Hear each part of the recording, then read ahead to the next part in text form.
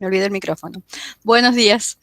Damos comienzos al segundo día de las Jornadas Nacionales Virtuales de Museos Universitarios y al segundo conversatorio que reúne los 13 trabajos presentados sobre el tema 2, Ciencia, Diversidad y Colecciones de Museos Universitarios.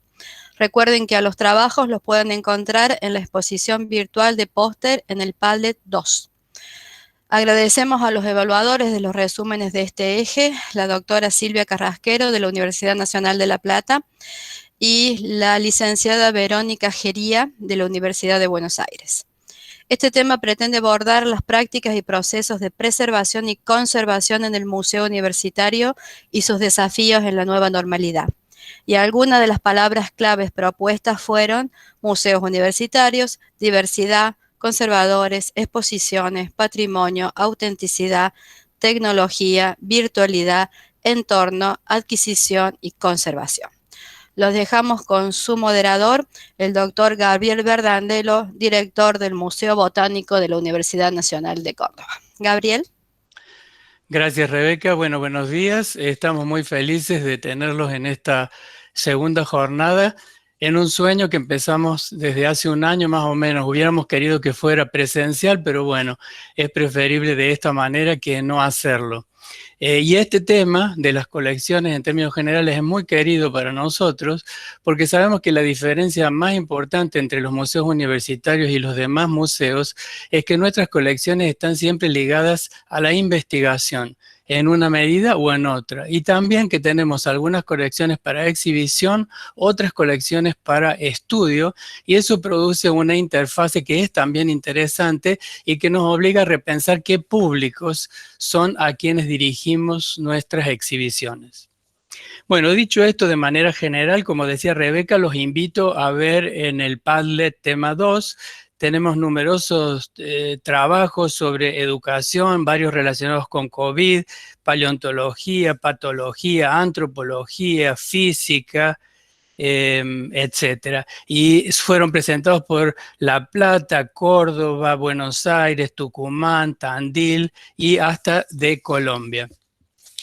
Dicho esto, para no entretenerlos más, porque después tenemos otra actividad continuada, y ya les voy diciendo que para esa actividad hay que cambiar el link de ingresos, para que ya lo vayan previendo. Entonces voy a presentar a las dos disertantes y después les doy la palabra a cada una de ellas.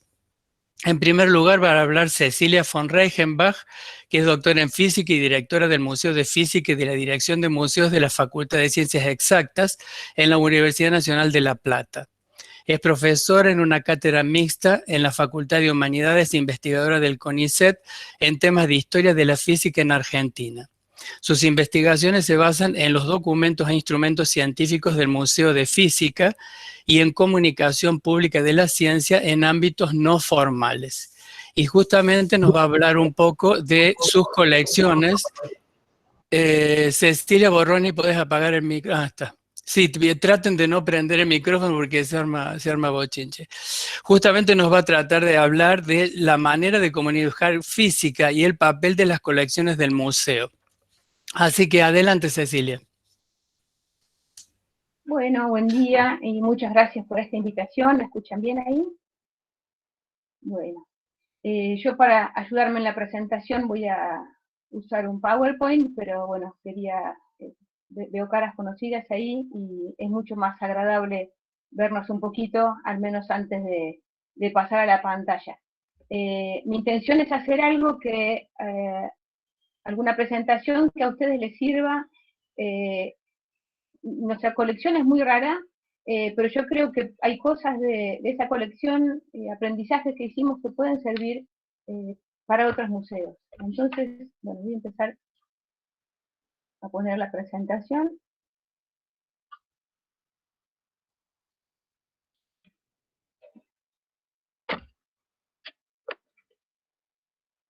Lo que tiene de rara nuestra colección es que es una colección de instrumentos patrimoniales, es decir que, por el último,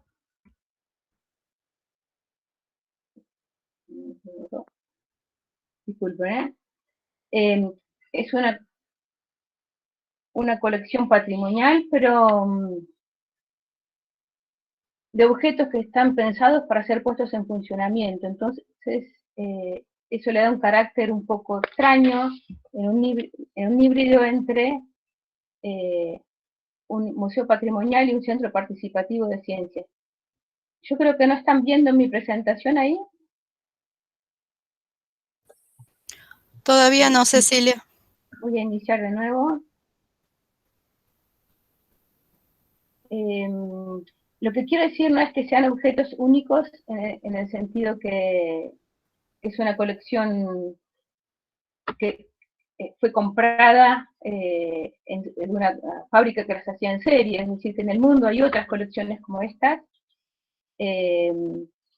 pero por supuesto cada objeto tiene un valor único, porque cada uno tiene su historia, son los únicos que llegaron a la Universidad Nacional de La Plata para su fundación, los únicos que fueron usados para enseñar y formar a los primeros físicos, es decir que es una colección que está ligada a la historia de la física en Argentina. La física comenzó a enseñarse en forma experimental en La Plata, y los físicos platenses son los que después llevaron la física a otros lugares. Entonces, desde el punto de vista de la investigación, es muy importante, pero no dejan de ser instrumentos que son pensados para enseñar, es decir, que no son de investigación propiamente dicha, sino que están pensados para poner en evidencia fenómenos físicos. Y como tales, si bien son muy lindos, son estéticamente muy acabados, con los materiales nobles y demás, su funcionamiento es lo que les da el verdadero valor. Ahí, Gabriel, yo creo que no están viendo en mi pantalla. No, lo que pasa es que estamos viendo el Meet, no estamos viendo tu presentación. Estamos viendo tu Meet ahora. Ok, Ahí entonces voy a espera, dejar de compartir esto.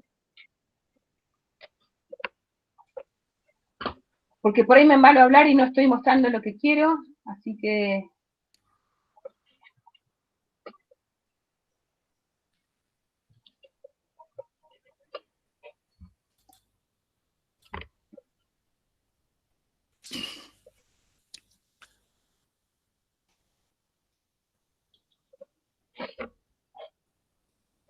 Me avisan cuando esté, porque yo ya dejé de verles la cara a ustedes. Sí, ahí está, ahí está.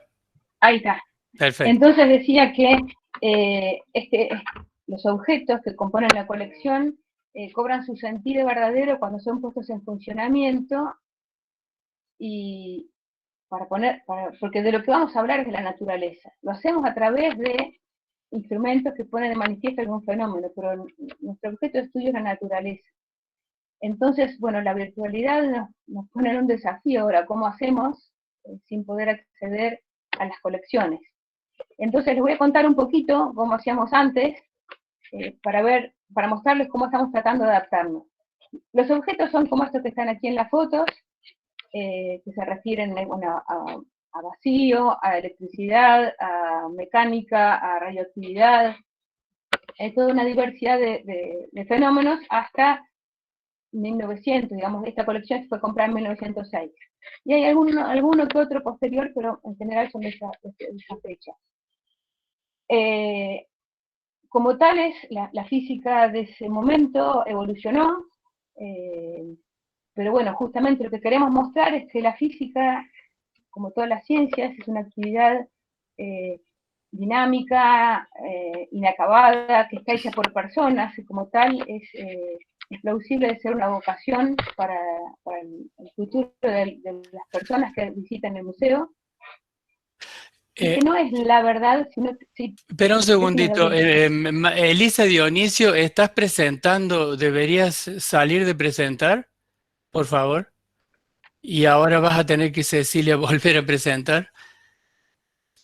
A ver.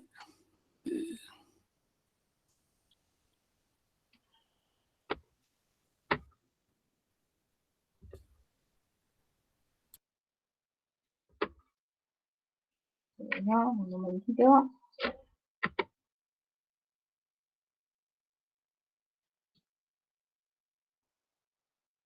¿Ahí están viendo mi pantalla?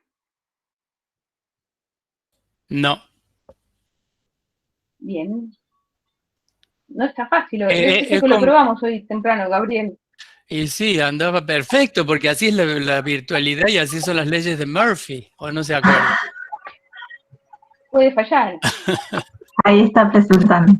Si puede fallar, va a fallar, que es mucho peor.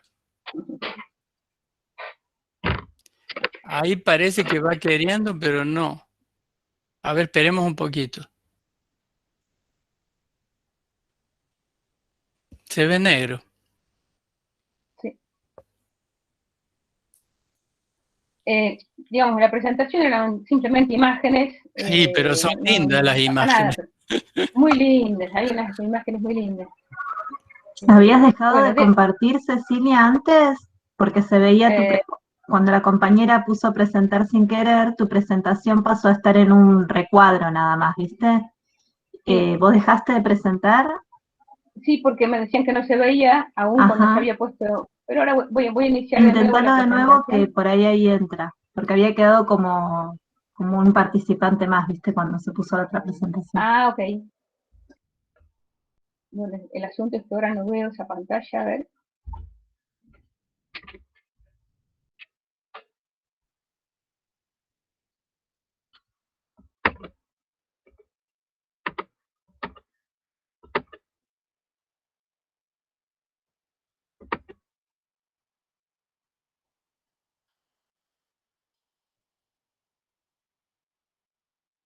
Bien, ustedes me avisan cuando se ve de nuevo, porque ya dejé de verlos. Ahí se ve. Ahí Ahora está, sí. ahí está. Ahí está. Bueno, les decía, por suerte tenía el machete ahí abajo. La ciencia es una de las maneras de interpelar el mundo que nos rodea, y hay otros saberes que respetamos y que incluso mostramos porque nos divierte, sobre todo para mostrar ese respeto a los otros saberes, ¿no? Pero bueno, como les decía, esos instrumentos requieren ser puestos en funcionamiento y tienen más de 110 años, fueron comprados para la creación de la universidad, como tantas colecciones en otras universidades, ¿no? Lo cual hace que tengan cierta fragilidad. Entonces, bueno, por un lado pueden ser puestos en una vitrina, como este que está aquí abajo a la izquierda, pueden ser puestos al alcance del público. Este que está arriba a la derecha, en realidad lo está tocando una persona del público porque no es de los patrimoniales. Para algunos eventos pedimos prestados objetos no tan antiguos que reemplacen a los otros.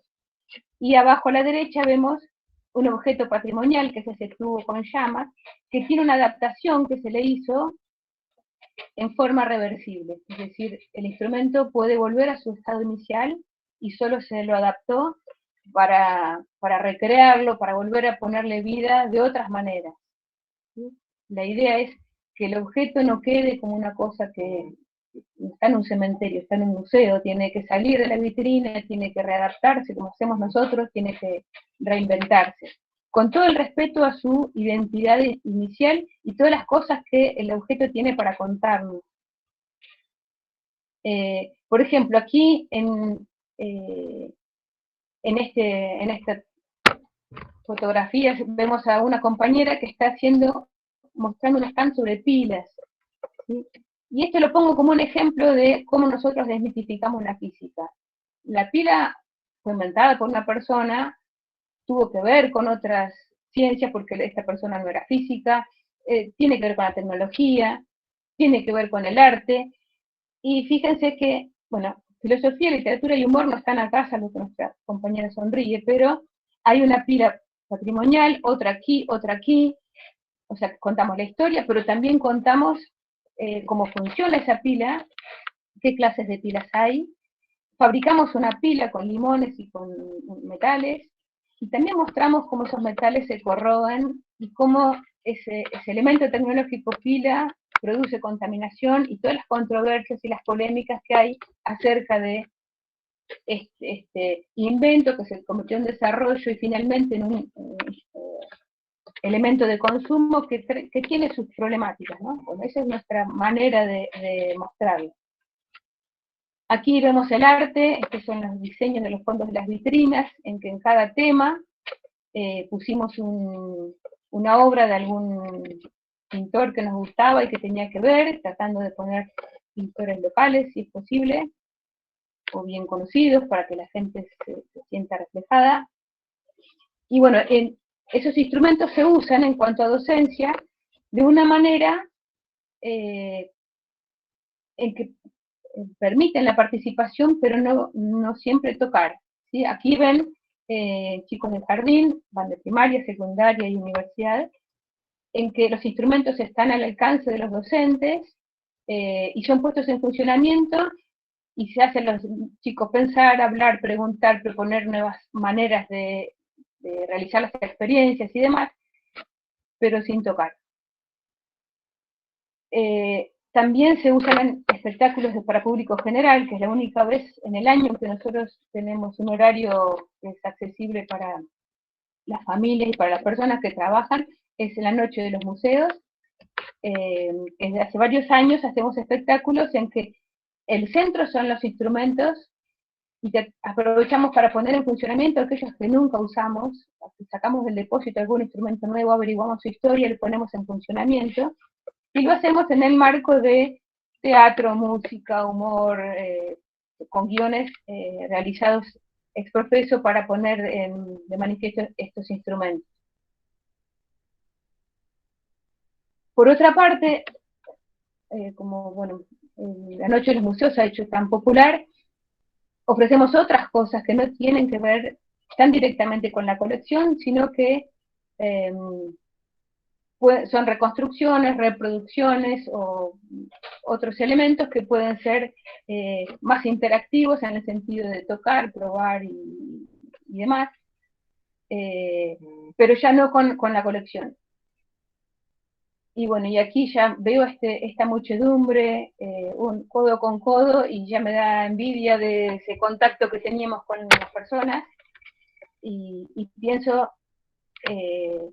que esto es gran parte de lo que estamos perdiendo en este momento, y que es gran parte de lo que vamos a tener que recuperar de alguna manera. Una de las cosas que nos preocupa, pensando en la diversidad, es la inclusión, ¿sí? La inclusión no es que la tenemos resuelta, sino que estamos trabajando en ello, con la ayuda de las personas de la Comisión de Discapacidad de la Universidad, tratando de incluir a los adultos mayores, dándoles condiciones de luminosidad y de tranquilidad especiales y demás. Bueno, en este caso, tratamos de que en esta adaptación que estamos haciendo a la virtualidad, continuar con esta inclusión, pero bueno, es bien difícil. Lo que estamos haciendo, como ya van a ver en uno de los pósters, es tratar de que las publicaciones que hacemos para continuar esta comunicación nos lleven a links para seguir ampliando, y como invitaciones a seguir investigando, a links que tengan textos, pero que también tengan audios y también tengan películas, ¿sí? Como para que todas las personas puedan continuar una vez que uno les prendió la mecha, digamos. Y aquí, con respecto a las colecciones, viene una de las cosas más importantes. Nosotros tenemos un taller de restauración que se ocupa de los instrumentos, y de papel, es decir, nosotros tenemos papeles muy importantes, de documentos que tienen que ver con los pioneros de la física. Tenemos una colección de libros que vino de Alemania en 1909, tenemos una biblioteca muy grande de libros anteriores a 1930, y un archivo que fue prolijamente ordenado por un estudiante de historia. Pero bueno, el taller de restauración es quien se ocupa de que los instrumentos puedan continuar dándonos este soporte material para continuar con nuestra difusión de la física. Y uno de los desafíos más grandes es relacionar a las personas que trabajan en el taller de restauración, que es una restauradora, 2 estudiantes de física y una de ingeniería, con las personas que hacen hablar a los instrumentos, con las que los vinculan con el público. Porque hay mucho que aprender, tienen mucho que decir los instrumentos, pero si nosotros no los interpelamos primero, si no los ponemos en funcionamiento, no les garantizamos su vida, y no sabemos qué es lo que nos tienen que decir, estamos repitiendo siempre las mismas cosas. Y es una colección que tiene mucho para decir todavía. Ahí se me está terminando el tiempo, pero otra cosa importante que quería decir es que nuestra tarea ahora es fortalecer y diversificar el trabajo en redes. Esta es la página web, tenemos Instagram y tenemos Facebook. De estos 3 botones que hay ahí, el de Había una vez física está contado en un Padlet, y el Museo desde casa está contado en otro, así que no me voy a explayar en eso. Y esto sí les quería contar, la forma en que comunicamos el patrimonio ahora es a través de fotografías de los instrumentos o de los manuales que tenemos, hacemos publicaciones que sean lo más atractivas posibles para el más amplio abanico de personas que podamos, que nos dé nuestra imaginación, y las vinculamos con videos de otros museos que tuvieron tiempo de filmar los instrumentos en funcionamiento. En particular, hay un Museo Bologna al que agradecemos infinitamente sus videos. También trabajamos con otros museos de la red de museos. En el 2020 y 2021 son años internacionales del sonido, entonces invitamos a nuestros colegas a sumarse, a hacer comunicaciones colectivas, cada uno desde su museo poner algo sobre sonido, y nosotros lo compartimos y lo replicamos. Y bueno, por último, aquí están los aprendizajes. Es que el patrimonio hay que monitorearlo a distancia, tenemos que tener online sensores conectados que nos digan cómo está la humedad, la temperatura, y también el tema seguridad, ¿no? Guardar mucha información en forma remota, porque para todas las publicaciones, para todas las investigaciones, si hubiéramos tenido más cargada nuestra base de datos, hubiera sido mejor. Y además, el que esté en forma remota protege esa información de eventuales incendios, como ha pasado en museos muy importantes recientemente. Hay que trabajar en incluir la diversidad, con un grupo de museos súper interesante que está trabajando en eso, que la accesibilidad no sea solo no enfermarse de COVID cuando volvamos, sino seguir incluyendo la diversidad. Mantener todas las líneas de comunicación que estuvimos aprendiendo ahora, porque llegamos a otras regiones, a otros públicos, a otras personas. Capacitarnos para adaptarnos. Este año fue el de mayores aprendizajes en todo sentido, pero bueno, tal vez tengamos que seguir adaptándonos, y para lo cual hay que capacitarse y invertir tiempo en formarse. Conectarnos más con otros museos, porque no hay que inventar la pólvora, sino ver qué es lo que hacen nuestros compañeros, compartir lo nuestro, compartir lo de ellos. Y lo más importante me parece que es que en toda esta situación tan difícil que vivimos, las personas tienen que estar primero, porque todas estas líneas de aprendizaje que yo digo que hay que seguir adelante, hay que hacerlas pensando que estamos desbordados de clases, de hijos que cuidar, de padres que atender, de enfermos, de personas que perdimos, de una realidad que nos agobia. Entonces, me parece que esa es el resumen de todo esto. Para adelante tenemos que hacer todo esto que está anotado, teniendo en cuenta que las personas primero. Porque para mí es el patrimonio más grande que tiene el museo. El equipo de trabajo y la forma en que nos relacionamos y nos potenciamos para poder continuar haciendo hablar esa colección de instrumentos.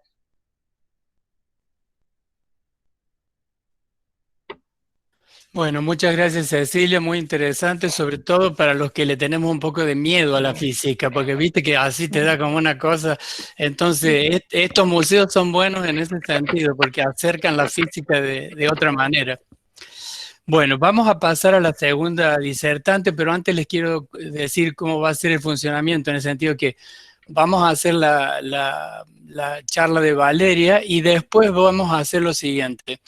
En el chat van a pedir la palabra y yo les voy a ir dando la palabra para que se parezca un poco más a un conversatorio.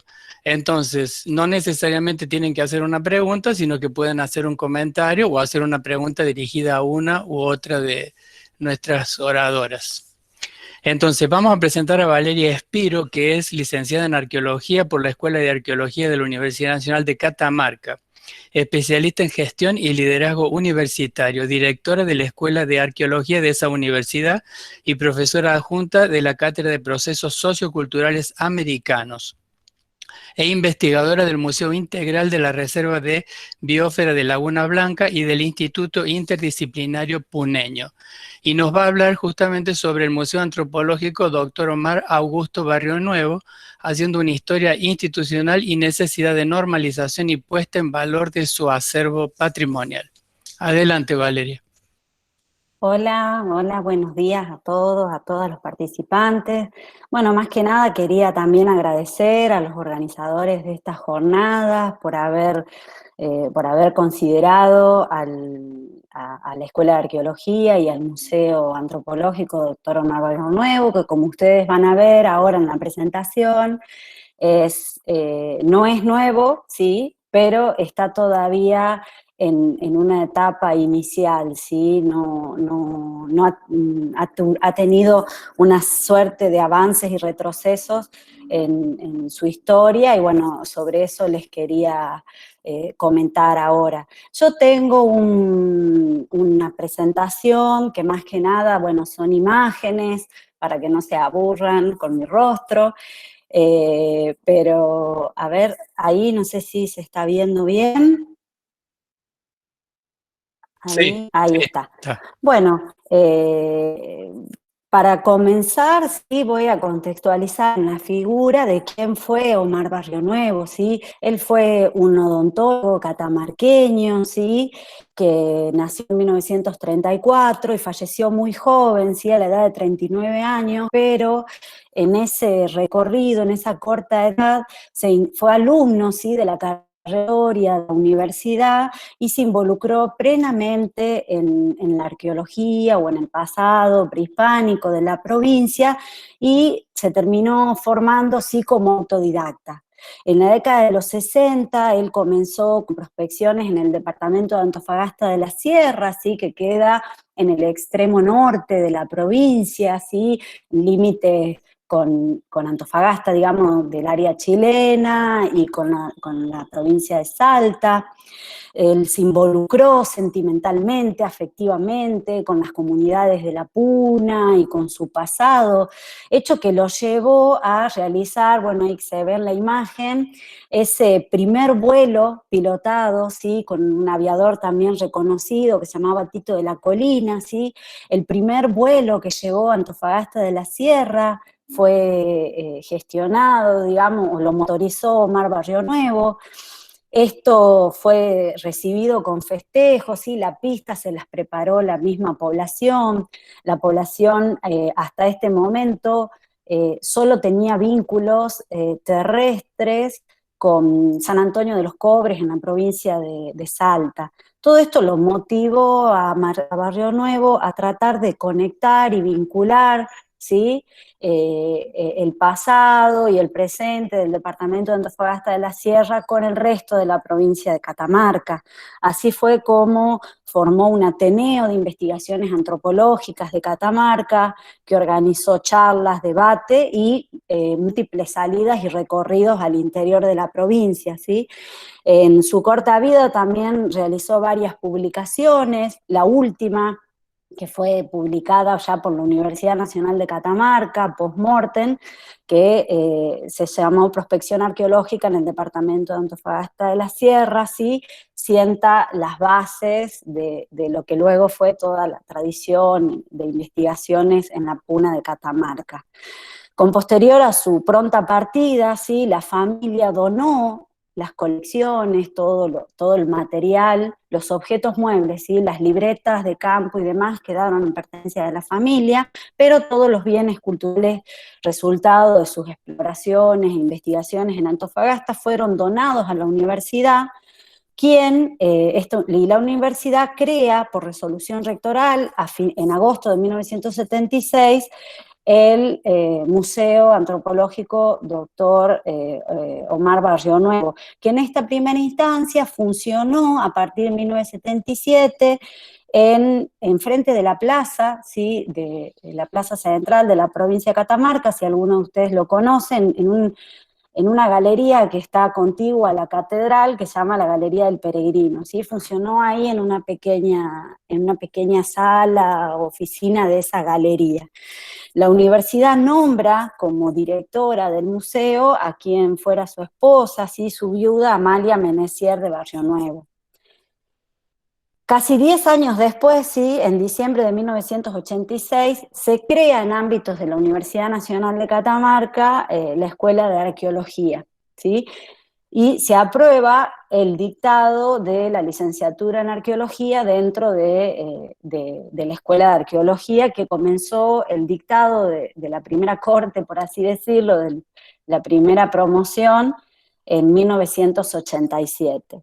En 1989, sí, debo decir que la Escuela de Arqueología depende directamente del rectorado de la universidad. En 1989, el rectorado decide traspasar el Museo Antropológico a ámbitos de la Escuela de Arqueología. Ay, yo seguía hablando y no fui pasando las imágenes, perdón. Bueno, eso que están viendo ahí son las instalaciones de la Escuela de Arqueología dentro del campus universitario, ¿sí? Así se traslada, ¿sí? Entre 1990, todo el acervo cultural, todos los bienes patrimoniales se trasladan a la planta alta del ala este, ¿sí? De la Escuela de Arqueología, hablando en términos de accesibilidad y demás, son unas escaleras bastante empinadas que había que subir para llegar a donde fue la primera instalación del museo ya en el predio de la universidad.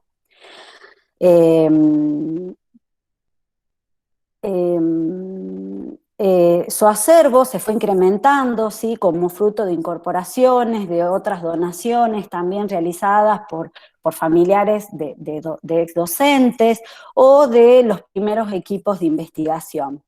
En esta instancia y durante toda la década del 90, el museo funciona en estas instalaciones en un espacio que combinaba el área de depósito, unas pequeñas vitrinas con exhibición y las actividades de investigación y docencia que se llevaban a cabo sobre las colecciones del museo. En el año 1992, la directora del museo se jubila y hasta la fecha de hoy, ¿sí? Nunca se volvió a cubrir ese cargo del director del museo, ¿sí? Ni tampoco se vuelve a cubrir con personal directo nombrado para el museo.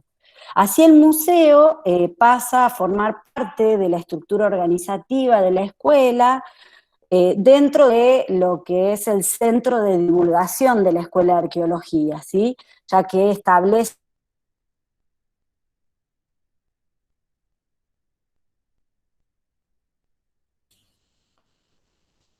La perdimos, me parece.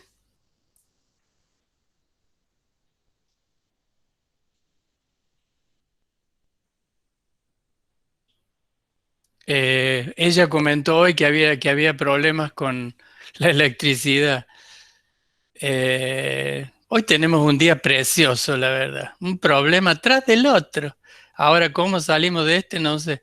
Esperemos un minutito y si no, vamos haciendo preguntas, hablando con Cecilia. Esperemos un minutito a ver qué pasa.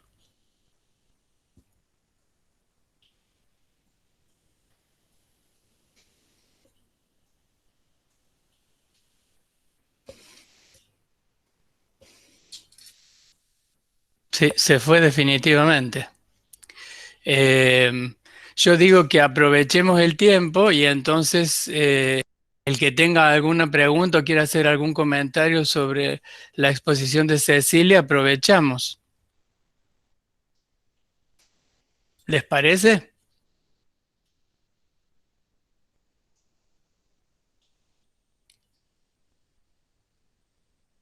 Ah, no, si nadie dice nada, ya esto es tremendo, es el caos. Bueno, pongámonos a cantar. Cursada Contenidos tiene una pregunta. Prende nomás el micrófono. Hola, ¿qué tal? Hola Cecilia, ¿cómo estás? Tenía una pregunta que es, me gustaría saber cuáles fueron los mayores problemas en relación a la conservación con los que se encontraron. Cuando el equipo de conservación comenzó, la conservadora con su equipo comenzó a trabajar con el patrimonio del museo. ¿Y fue ¿Qué tal, Mercedes? con qué material? Sí. ¿Te referís al inicio del museo o a cuando volvimos ahora después de del cerrado por la cuarentena? A las dos situaciones, al inicio cuando se comenzó con el trabajo de conservación y post cuarentena. En el inicio el mayor problema fue el mal uso que habían tenido los instrumentos, porque trabajaba con ellos un preparador que los ponía a disposición de los profesores que hacían las demostraciones, y no le gustaba mucho trabajar, entonces los saboteaba, apoyaba el cigarrillo prendido sobre instrumentos de madera que tienen líneas quemadas, sacaba un tornillo de uno para ponerlo en otro, hacía un canibalismo que creo que nunca vamos a poder restituir. Y después tuvimos un problema grave de plaga en la madera. Esta colección estaba guardada debajo de las gradas de un anfiteatro de madera. Se abicharon los tirantes de ese anfiteatro y pasaron algunos instrumentos de madera.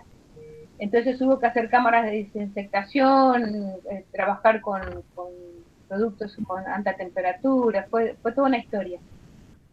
Eso en general, porque los materiales son muy nobles, las maderas tienen unos barnices que están impecables, las pinturas muy buenas también. El lugar donde están guardados, si bien tenía ese problema de bichos y de polvo, de suciedad, es muy seco y muy estable en cuanto al rango de temperaturas, porque al estar tiene muchos metros para arriba y para abajo y a los costados de edificio, digamos. Entonces eso lo protegió de cambios de temperatura, y para estar en La Plata, que es una ciudad muy húmeda, realmente bastante seco todo. Bueno, y después en cuanto a ahora cuando volvimos a revisar después de muchos meses, estaba todo bien. Cuando volvimos por segunda vez había entrado agua por problemas de falta de mantenimiento en los desagües de las terrazas, y porque el edificio tiene 110 años, entonces hay filtraciones. Parte del depósito está en el sótano, que tiene una cisterna y tiene un deshumidificador, pero igual cuando llueve un poco de agua entra, que después se va secando, digamos, pero eso hace que haya variaciones bruscas de humedad que no son lo deseable, ¿no? A poquito vamos a ir vaciando ese depósito del sótano en la medida en que estamos obteniendo lugares nuevos en el edificio, pero por ahora eso es lo que tenemos. Gracias, Cecilia. Bueno, Valeria, no, para aprovechar el tiempo, ¿ahora se nos fue de nuevo? No, ahora, no hay problema.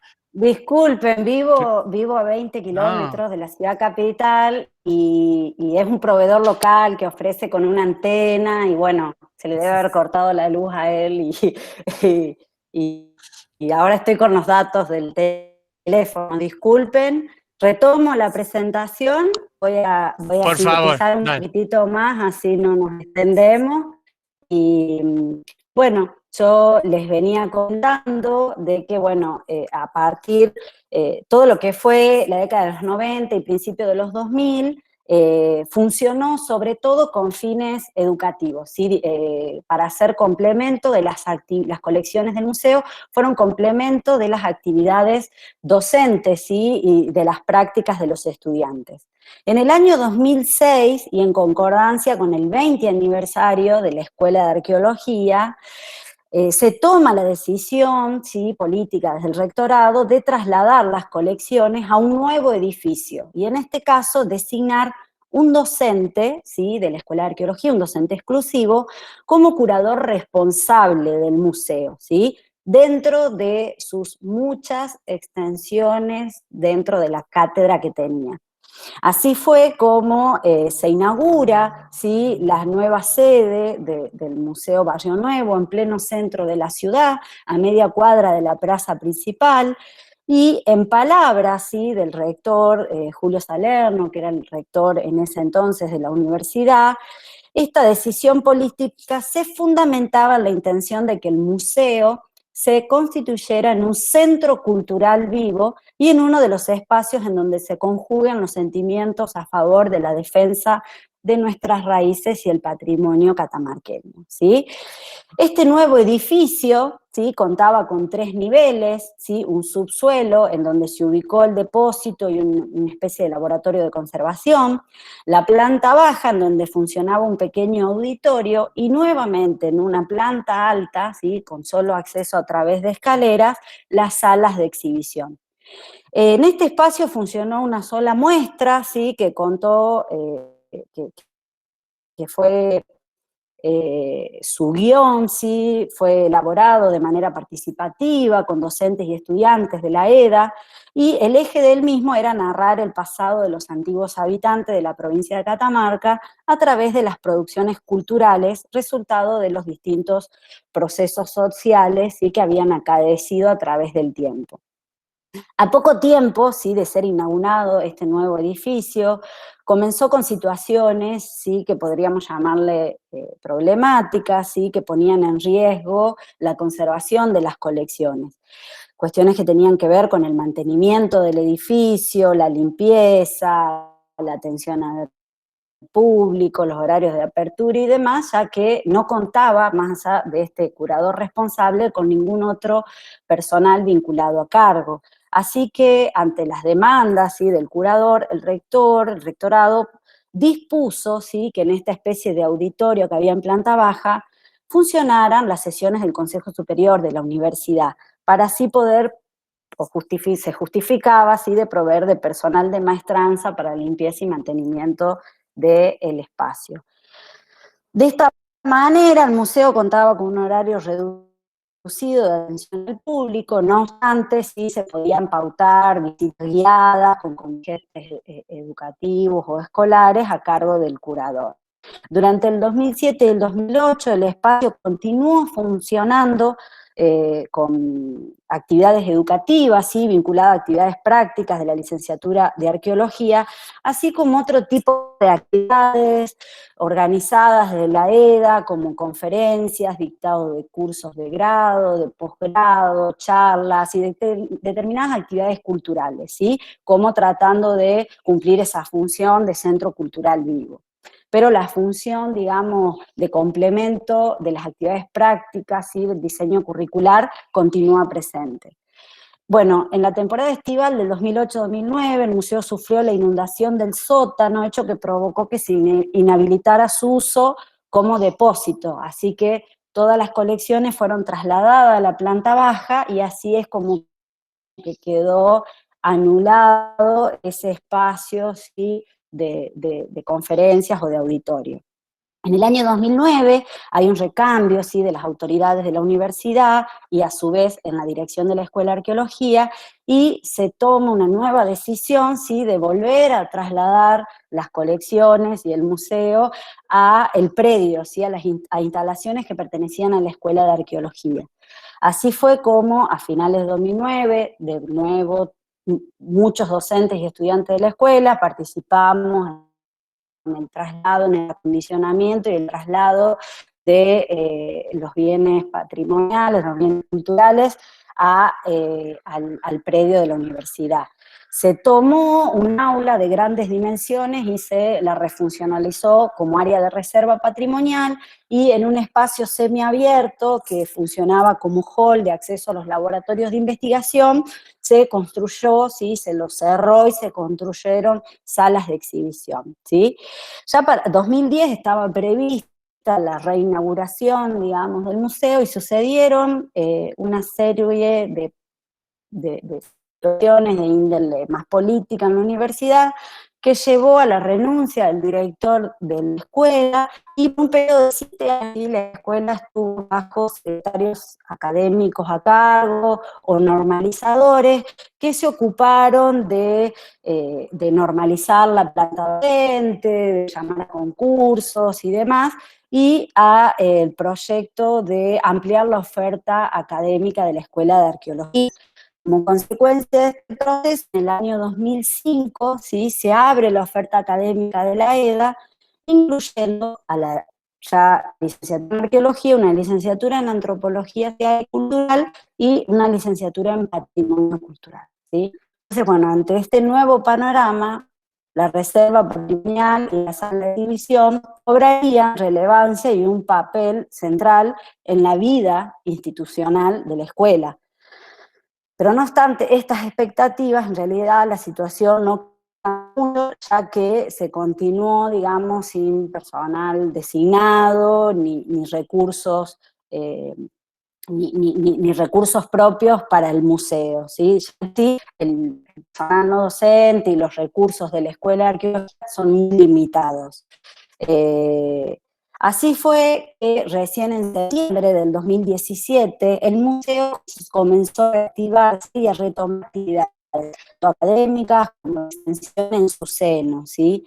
Nunca se inauguraron formalmente, ¿sí?, las nuevas instalaciones, en el caso del esto, pero bueno, las salas de exhibición han sido enviadas desde esa fecha hasta el presente para la realización de muestras, exhibiciones de carácter itinerante, actividades vinculadas a la docencia, a la extensión, a la investigación de las 3 carreras, ¿sí? Y durante el año 2019, o sea, el año pasado, se trabajó en un proyecto de normalización y puesta en valor de las colecciones del museo para su exhibición, resguardo, respetando estándares mínimos internacionales de documentación, de conservación, de embalaje y almacenamiento, ¿sí?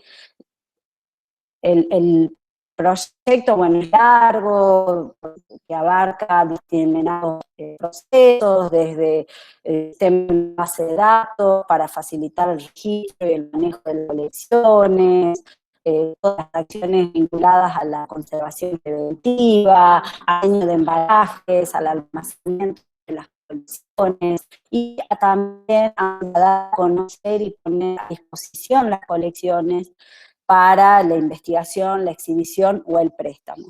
En estas actividades, ¿sí?, nos encontrábamos abocados al inicio de este año, ¿sí?, que, bueno, la situación del APSO y después de la DISPO y demás, nos llevó a que tuviéramos que suspender, ¿sí?, las actividades que teníamos programadas. Sobre todo se había puesto, se diseñó un taller, un laboratorio de observación dentro de la carrera de Patrimonio Cultural, en la cual, bueno, sigo trabajando docentes y estudiantes avanzados de la carrera en este proyecto de normalización y puesta en valor. Y bueno, que hemos hecho a partir de la disposición administrativa, ¿sí?, de que nos habilitaría a las universidades a retomar algún tipo de actividad, fue, bueno, elaboramos un protocolo, ¿sí?, para poder retornar al menos algunas actividades en la reserva, ¿sí? Durante el periodo, sí, tanto las colecciones como las salas han tenido un monitoreo, visitar un barrio mínima, sí, que va hacia una limpieza mínima, revisar la situación en la que está la sala o la reserva y nada más. Para finalizar, sí, nosotros consideramos, sí, que el museo, como museo universitario, debe cumplir en primera instancia funciones transversales a las actividades sustantivas de nuestra universidad, que es decir, bueno, la docencia, la investigación y la extensión. Desarrollar las habilidades y competencias de nuestros egresados para la investigación de aspectos vinculados a la conservación y restauración de los bienes culturales, y para fomentar la construcción del conocimiento, co-construcción del conocimiento y el desarrollo de actividades de integración con la sociedad catamarqueña. Debe funcionar previo, ¿sí? Funciona una escuela preuniversitaria desde el nivel inicial hasta el secundario, y siempre hay un interés, una motivación de los distintos docentes de áreas de historia, de ciencias sociales, de visitar las colecciones y de conocer un poco más sobre la historia catamarqueña.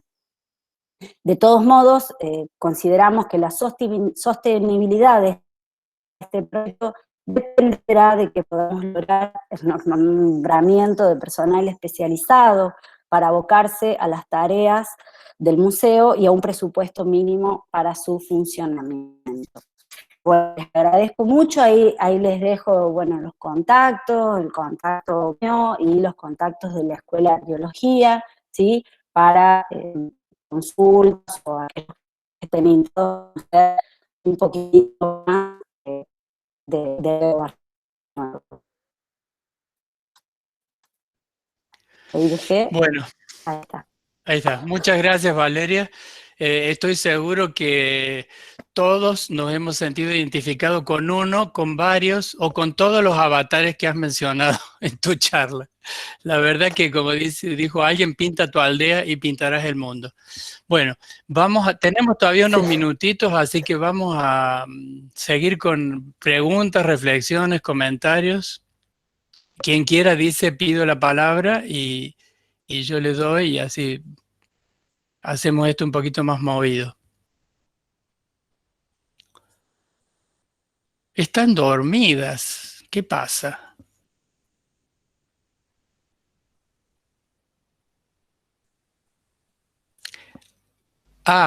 Kowalczuk, ¿querés hablar? Dale nomás. Sí, muchas gracias. Comentarios solamente que me quedaron ahí en el tintero y que, bueno, el encuentro da la ocasión para traerlo y para reflexionarlo, no para profundizar, pero sí sobre la cuestión de la conexión y que parece ser un problema en estas jornadas. Yo lo traería justamente como parte de las cuestiones que estamos discutiendo y reflexionando en relación a la inclusión y a la diversidad, etcétera, porque esta es la realidad en el interior, es decir, en las grandes ciudades es una, no quiere decir que no tengan problemas, pero bueno, tienen un tipo de conexión, y en los pueblos la realidad es otra, y también somos parte de esto, es decir, también tenemos que traer esta problemática, ¿no? No es lo normal tener esa conexión incondicional y que parece natural, mágica, no. Nos manejamos de otros modos. Eso por un lado. Y por otro lado, siempre tender a chicanear, pero bueno, cuando se nombraron los recursos, la compañera por ahí dijo, no hay recursos, solamente hay no docentes. Y bueno, también problematizar eso, porque en muchos de nuestros museos, los no docentes trabajamos como recurso o somos recursos más allá de las formaciones, ¿no? Y Valeria está queriendo contestar ahora. Bueno, sí. No, ni siquiera tienen cargos no docentes. Ni siquiera. Del museo. No, Ajá, ojalá tuviera. Claro, porque con menor o mayor formación, en muchos casos, bueno, es justamente la garantía en muchos de estos espacios es aparte del claustro no docente. Bueno. La garantía de continuidad, exactamente. Perdón, había entendido mal. Había entendido solamente hay cargos no docentes. Bueno, solamente eso, esa cuestión. No. Gracias. Gracias, Valeria. No, gracias.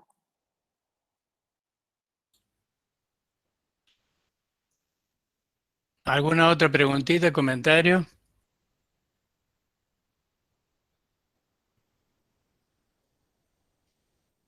Si fueran unos alumnos estaría aburridísimo esta clase. Acá hacen una pregunta por escrito. ¿La demarcación territorial de pueblos originarios ha obligado a cambiar los protocolos arqueológicos respecto del sitio a estudiar o excavar, ya que cada vez adquiere mayor relevancia la consideración de la comunidad y su territorio y exige entender la valoración y significado que tiene el sitio para sus habitantes? ¿Le respondo a Elio, puede ser? Sí, claro. Sí, sí, nosotros en la Escuela de Arqueología aplicamos, digamos, todo el convenio de la OIT y la Escuela de Arqueología, ya no en la parte de la exposición del museo y demás, pero en lo que hace a las investigaciones arqueológicas y antropológicas, los docentes tienen un fuerte vínculo, atendemos las demandas de los pueblos, de los pueblos indígenas, y siempre, bueno, se realiza el consentimiento, o sea, se trabaja con el consentimiento libre, previo e informado, ¿sí?, de las actividades. Existen convenios directos, ¿sí?, entre distintas comunidades indígenas de la provincia de Catamarca y la UNCA para el desarrollo de determinadas actividades, así que sí, sí, eso es algo de lo que somos conscientes, ¿sí? El acervo patrimonial del Museo Barrio Nuevo, sí, como yo lo comenté, es una colección que ingresó a ámbitos de la universidad hace más de 40 años, sí, y como yo aclaré, no era un dato menor, de que no donó la familia las libretas, sí, de campo de Omar Barrio Nuevo, entonces tenemos algunos problemas para identificar la exacta procedencia de los bienes, ¿sí? El resto, en los últimos años, los docentes de la Escuela de Arqueología, todo el material resultado de las intervenciones en el territorio, son devueltas a la Dirección Provincial de Antropología, por eso el acervo del museo no está creciendo, ¿sí? Porque cumplimos con la normativa provincial y de devolución de los bienes.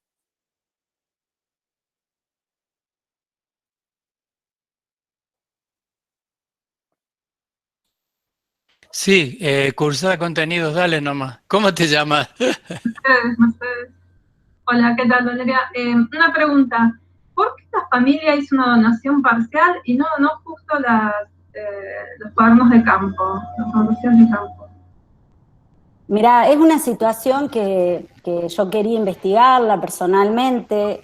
Uno de los hijos de Omar Barrio Nuevo es actualmente decano de la Facultad de Ciencias de Salud de la Universidad Nacional de Catamarca y se llama igual que él. Tenía intenciones, sí, de formular, de trabajar con él, de entrevistarlo y ver si podemos acceder a copias, ¿sí? Omar Barrio Nuevo, evidentemente, Omar Barrio Nuevo padre, era una persona con mucha sensibilidad hacia los pueblos indígenas, ¿sí?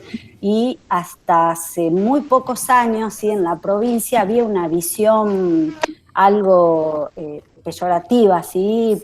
Como todos ya sabemos, ¿sí?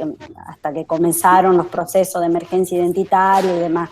Yo no sé si no tendrá que ver algo con eso de la familia, que es una familia muy conservadora, muy vinculada a la iglesia, en la provincia y demás, si no había alguna cuestión por ahí de temor, de que la imagen de Barrio Nuevo se viera afectada por el contenido de las descripciones que él hacía o del cariño y la simpatía que tenía con los habitantes de la Puna. Me pasa es que dificulta un montón el trabajo de ustedes. Sí, muchísimo. Claro. Ojalá tengan suerte. Bueno, muchas gracias, muchas gracias.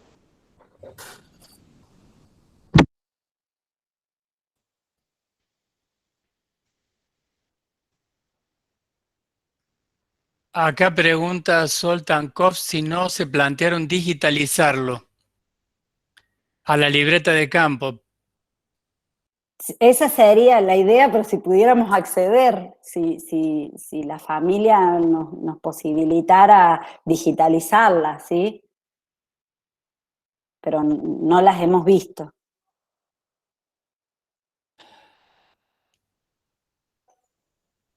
Acá Guadalupe pregunta para Cecilia, ¿cómo trabajan con el humor?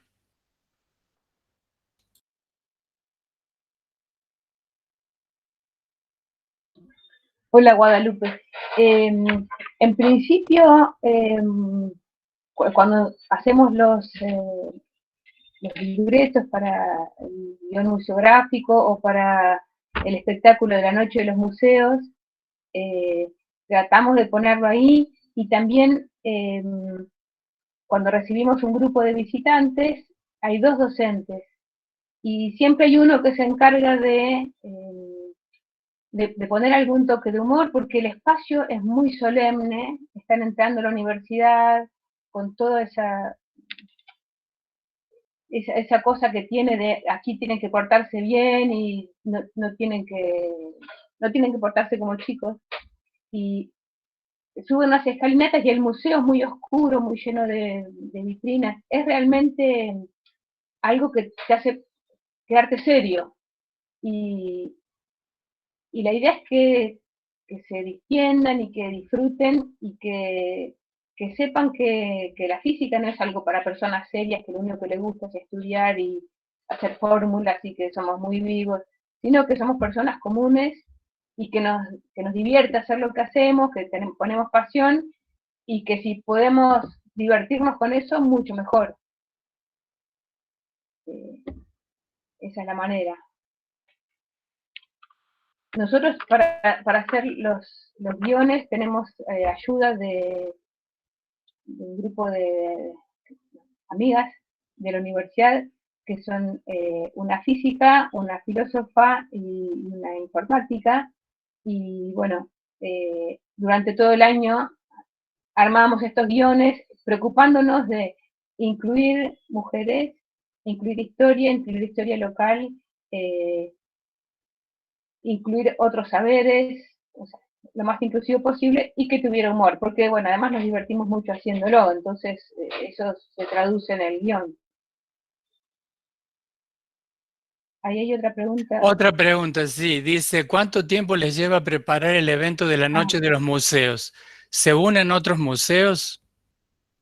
Sí, hablo del pasado, porque este año para el olvido. Más o menos estamos un año preparando, porque en febrero siempre arrancamos con alguna idea nueva, y también la adaptamos a, por ejemplo, si es el año de la luz o el año del sonido, o algún evento más global que nos permita tener más visibilidad. Y también lo vamos adaptando a los instrumentos que queremos rescatar y poner a la vista, sobre todo algunos que son o muy difíciles de poner a punto, o son frágiles, hay que usarlos una única vez, filmarlo y volver a guardarlo, o que son muy raros, algunos que dijimos, ¿para qué habrán hecho esto? ¿Qué porquería? Después cuando estudiamos un poco más, resulta que tienen cosas fantásticas para mostrar. Eso lleva muchos meses de todas las personas, ¿no? Sobre todo las personas que hacemos el guión, pero también las personas que están con los instrumentos, que le decimos, bueno, querríamos restaurar y es muchas veces un desafío, porque le faltan partes, hay que rehacerlas, reconstruirlas, conseguirlas, y también hablar con los docentes para que ellos vean de qué manera mostrar eso, de qué manera es más visible el fenómeno. Llevo un año del grupo creativo, digamos, y de las personas que trabajan con instrumentos, y de los docentes un poco menos, porque es más hacia el final que los convocamos. Y convocamos a otros museos y también a grupos a proyectos de extensión o laboratorios, que lo que hacen es, bueno, a veces se suman al espectáculo, por ejemplo, si tiene que ver con radioactividad, convocamos a la gente de radioactividad para el espectáculo, pero si no, arman sustancia afuera, y tratan de poner algo que tenga que ver con la temática que elegimos. Noche de brujas, noche del espacio, viajes extraordinarios, sonido, lo que sea, tratan de que todos poner su stand con ese tema, y hay grupos de estudiantes también que se están sumando ahora, que hacen sus primeras armas en comunicar física con los dedos, digamos, sin pizarrón, a personas desconocidas de todas las edades, ¿no? Ahí te preguntan también, ¿piensan preparar la noche de los museos virtual? Parece una locura, pero puede ser. Sí, nosotros en Córdoba estamos preparándola y es en breve. Yo soy una bestia para las fechas, pero ¿vos te acordás de memoria, Rebeca? ¿Es esta semana o la que viene? Es el 20, me parece, ahí en Córdoba. Bueno, tenemos ahora. Pero te preguntan a vos, Cecilia. En realidad en La Plata no, porque la organiza la red de museos y este año decidimos no organizarla. Sí se va a hacer un evento virtual en que vamos a publicar como recuerdos de unas noches pasadas, pero no nos dio para preparar un evento virtual, no. Porque además estaría tan lejos de lo que hacemos nosotros. Ustedes vieron, el estar ahí en contacto, el tocar, el compartir, lo que se vive en esa noche es algo muy especial. Difícilmente sería reproducible algo virtualmente. Pero bueno, no digo que no, porque veremos cómo evolucionan estas cosas y qué podemos hacer en el futuro. Sí, bueno, justamente ahí dicen de que alguien puede poner en el chat la dirección de la página web donde se va a hacer la noche de los museos de Córdoba, porque sí, es feo, pero es como esto, es preferible esto que no hacer la reunión. Sí, Entonces sí, se hace lo que se puede y hemos trabajado un montón cada museo de la manera que pudo para ofrecer al público, digamos así, hasta una visita, digamos así, virtual dentro de cada uno de los museos. Ahí la pusieron a la página. La otra pregunta, Cecilia, dice una pregunta histórica. ¿Cómo era Gaviola? Si él tenía humor, ¿se lo podría incorporar también? Pregunta Andrés. No lo sé. En realidad Gaviola es un personaje un poco controvertido en el departamento de física.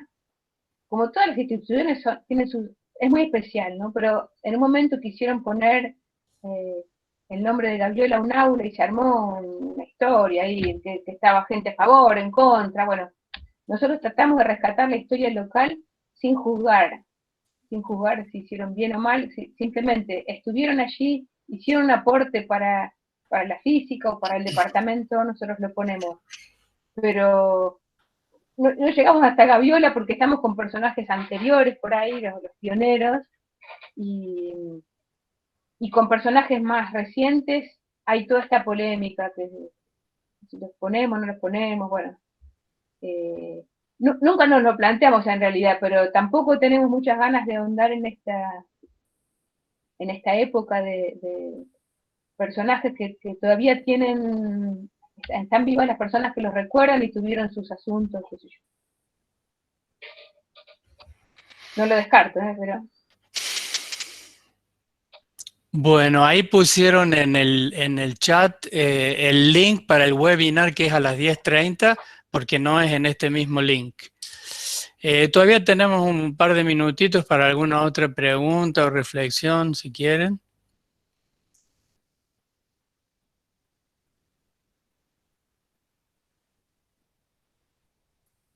Parece que no. Me están yendo a preparar el mate antes del próximo webinar.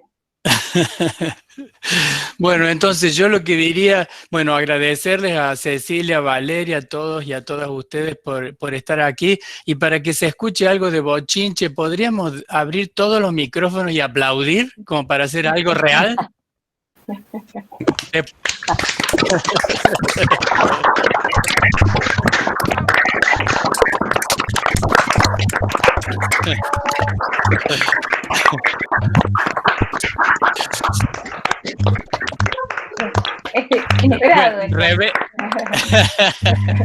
Nos sentimos un poquito mejor, no me digan que no. Escúchame, Rebeca, no sé si querés cerrar vos ahora. Rebeca. Se fue a preparar el mate. Se fue a preparar. O sin micrófono. Bueno, de todas maneras, llegamos ya a la hora que estaba prevista para terminar. Florencia, ¿podés hablar? No. Bueno, hoy empezamos mal y tenemos que terminar mal, así que lo mejor fue el aplauso y ahí está el link para la próxima charla. Les agradecemos enormemente y nos vemos en un ratito nomás. Bueno, muchas Chao, gracias. Adiós. Chao, gracias.